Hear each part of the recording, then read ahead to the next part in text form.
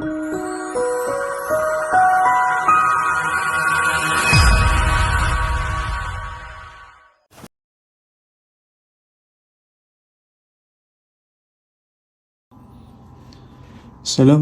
warahmatullahi wabarakatuh dan salam sejahtera.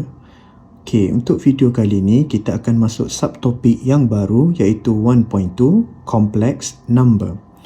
Okey, complex number ni dia punya general form adalah A plus BI. Yang mana A ni kita panggil sebagai real part dan yang mana ada I ni kita panggil sebagai imaginary part. Dan tolong ingat dia punya operation kat tengah ni tak semestinya tambah, dia boleh jadi juga tolak. Okey, ini dia punya general form, kita tulis sebagai tambah lah. Okey, dan ada note kat sini nak bagi tahu yang mana maksud I adalah sama dengan set negatif 1. Tolong hafal benda ni.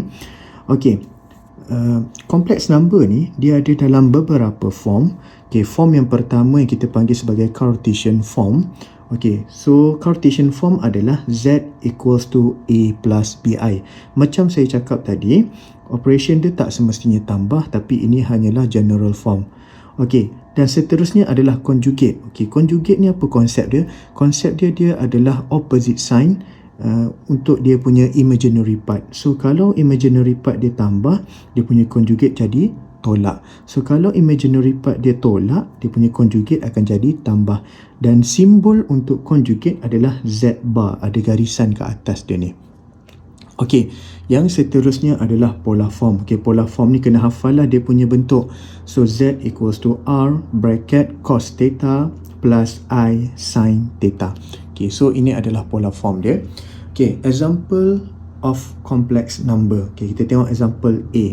So Z equals to 2 plus 3I. So real part dia apa dia? Real part dia adalah 2, imaginary part dia adalah 3I ni. Okey, so kat sini saya nak bagi tahu juga, imaginary part ni bukanlah semestinya berada pada bahagian sini. Kadang-kadang dia boleh juga letak di bahagian hadapan. As long as dia ada I, so dia dikira bahagian imaginary part. Okey, yang bawah ni pula B. Z equals to 7 minus set 2I. So real part dia adalah 7, imaginary part dia adalah negatif set 2I. Okey, seterusnya kita nak pergi kepada bahagian cycle of I. Okey, untuk bahagian ni, okay, first kita pergi tengok I kuasa kosong. Sebelum tu kita semua kena ingatlah apa maksud I. I adalah set negatif 1. So apabila any number to the power of 0, kita akan dapat 1. So sebagai contoh, set negatif 1 kuasa kosong, kita akan dapat 1. So ini yang kita dapat kat sini. Okay, I to the power of 1 kita akan dapat sama dengan I lah. Okay, kita pergi kepada I to the power of 2. Okay, untuk I to the power of 2 ni, okay, macam mana kita nak faham, macam mana kita nak tahu kenapa tiba-tiba dapat negatif 1 ni?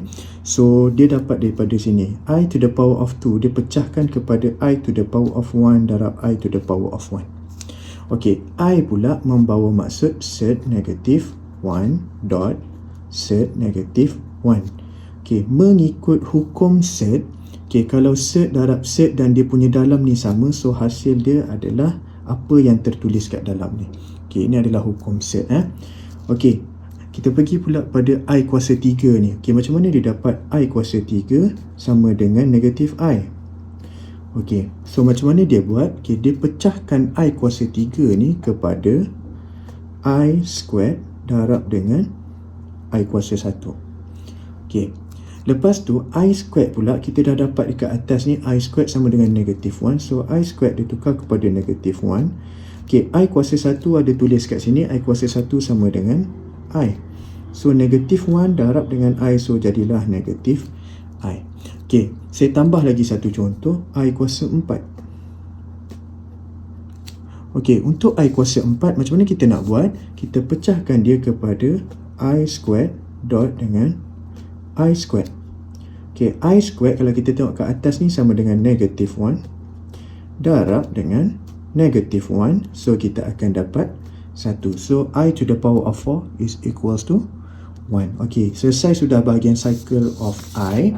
Okey, kita pergi pula kepada bahagian equality of two complex number.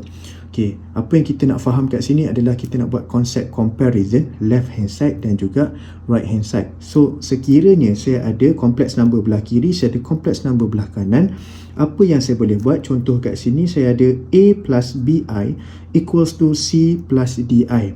So, apa yang saya boleh buat adalah saya comparekan real part dengan real part, iaitu A saya comparekan dengan C, imaginary part saya comparekan dengan imaginary part, so saya akan dapat B sama dengan D. So, sampai di sini sahaja video untuk kali ini. So, saya akan sambung example 5 dalam video yang akan datang. So, terima kasih.